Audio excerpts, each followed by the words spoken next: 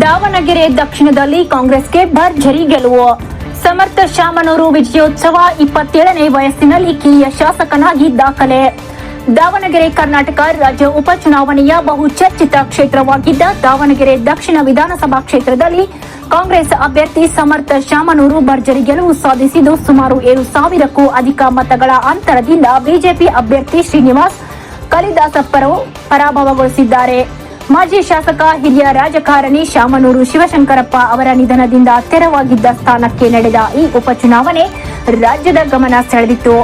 ಕೇವಲ 27 ವರ್ಷದ ವಯಸ್ಸಿನಲ್ಲಿ ವಿಧಾನಸಭೆ ಪ್ರವೇಶಿಸುವ ಸಮರ್ಥ ಶಾಮನೂರು ರಾಜ್ಯದ ಅತ್ಯಂತ ಕಿರಿಯ ಶಾಸಕರಲ್ಲಿ ಒಬ್ಬರಾಗಿದ್ದು, ದಾವಣಗೆರೆ ದಕ್ಷಿಣ ಕ್ಷೇತ್ರದಲ್ಲಿ ಶಾಮನೂರು ಕುಟುಂಬದ ರಾಜಕೀಯ ಪರಂಪರೆಯನ್ನು ಮುಂದುವರೆಸುವ ನಾಯಕನಾಗಿ ಹೊರಹೊಮ್ಮಿದ್ದಾರೆ. ಹಿರಿಯ ರಾಜಕಾರಣಿ ಶಾಮನೂರು ಶಿವಶಂಕರಪ್ಪ ಅವರ ಮೊಮ್ಮಗರಾದ ಸಮರ್ಥ ಕುಟುಂಬದ 3ನೇ ತಲೆಮಾರಿಗೆ ರಾಜಕೀಯಕ್ಕೆ ಅಧಿಕೃತವಾಗಿ ಪ್ರವೇಶಿಸಿರುವುದು ವಿಶೇಷವಾಗಿದೆ. ಸಮರ್ಥ ಅವರ ತಂದೆ ರಾಜ್ಯ ಸಚಿವರಾಗಿದ್ದು, ತಾಯಿ ಸಂಸದರಾಗಿರುವ ಹಿನ್ನೆಲೆ ಈಗ ಶಾಮನೂರು ಕುಟುಂಬದ ಮತ್ತೊಂದು ತಲೆಮಾರು ರಾಜಕೀಯವಾಗಿ ಜನಬೆಂಬಲ ಪಡೆದುಕೊಂಡಿದೆ.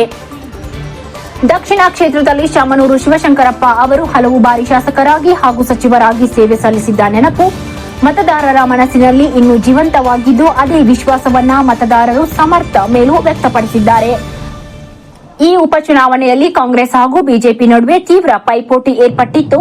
ಬಿಜೆಪಿ ಅಭ್ಯರ್ಥಿ ಶ್ರೀನಿವಾಸ ಕರಿದಾಸಪ್ಪ ಪ್ರಬಲ ಸ್ಪರ್ಧೆ ನೀಡಿದರು.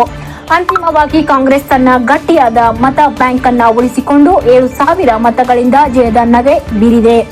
ಚುನಾವಣೆಗೆ ಮುನ್ನ ಕೆಲ ಸಮೀಕ್ಷೆಗಳು ಮುಸ್ಲಿಂ ಮತಗಳು ಕಾಂಗ್ರೆಸ್ಗೆ ಹಿನ್ನಡೆಯಾಗಬಹುದು ಎಂದು ಅಂದಾಜಿಸಿದ್ದರೂ ಅಂತಿಮ ಫಲಿತಾಂಶದಲ್ಲಿ ಕಾಂಗ್ರೆಸ್ ತನ್ನ ಸಾಂಪ್ರದಾಯಿಕ ಪ್ರಭಾವವನ್ನು ಮತ್ತೊಮ್ಮೆ ಸಾಬೀತುಪಡಿಸಿದೆ. ಫಲಿತಾಂಶ ಪ್ರಕಟವಾಗುತ್ತಿದ್ದಂತೆಯೇ ದಾವಣಗೆರೆ ದಕ್ಷಿಣ ಕ್ಷೇತ್ರದೆಲ್ಲೆಡೆ ಕಾಂಗ್ರೆಸ್ ಕಾರ್ಯಕರ್ತರು ಸಂಭ್ರಮಾಚರಣೆಯಲ್ಲಿ ತೊಡಗಿದರು. ಪಟಾಕಿ ಸಿಡಿಸಿ, ಸಿಹಿ ಹಂಚಿ, ಡೊಳ್ಳು ಕುಣಿತದೊಂದಿಗೆ ವಿಜಯೋತ್ಸವ ಆಚರಿಸಿದ ಕಾರ್ಯಕರ್ತರು ಶಾಮನೂರು ಕುಟುಂಬಕ್ಕೆ ಜಯ, ಕಾಂಗ್ರೆಸ್ಗೆ ಜಯ ಎಂಬ ಘೋಷಣೆಗಳನ್ನು ಕೂಗಿ ಉತ್ಸಾಹ ವ್ಯಕ್ತಪಡಿಸಿದರು. ಕ್ಷೇತ್ರದ ಪ್ರಮುಖ ಮುಖಂಡರು, ಪಕ್ಷದ ನಾಯಕರು ಹಾಗೂ ಸಾವಿರಾರು ಅಭಿಮಾನಿಗಳು ಸಮರ್ಥ ಶಾಮನೂರು ಅವರಿಗೆ ಅಭಿನಂದನೆ ಸಲ್ಲಿಸಿದರು. ಈ ಗೆಲುವಿನೊಂದಿಗೆ ದಾವಣಗೆರೆ ದಕ್ಷಿಣದಲ್ಲಿ ಕಾಂಗ್ರೆಸ್ ತನ್ನ ರಾಜಕೀಯ ಸಾಮ್ರಾಜ್ಯವನ್ನ ಮತ್ತೆ ಬಲಪಡಿಸಿಕೊಂಡಿದ್ದು, ಯುವ ನಾಯಕ ಸಮರ್ಥ ಶಾಮನೂರು ಮೇಲೆ ಕ್ಷೇತ್ರದ ಜನತೆ ಭರವಸೆ ವ್ಯಕ್ತಪಡಿಸಿರುವುದು ಸ್ಪಷ್ಟವಾಗಿದೆ. ವರದಿ ದೇವರಾಜ್ ಕೆ, ನೆಲ್ಲಿಹಂಕಲು, ದಾವಣಗೆರೆ.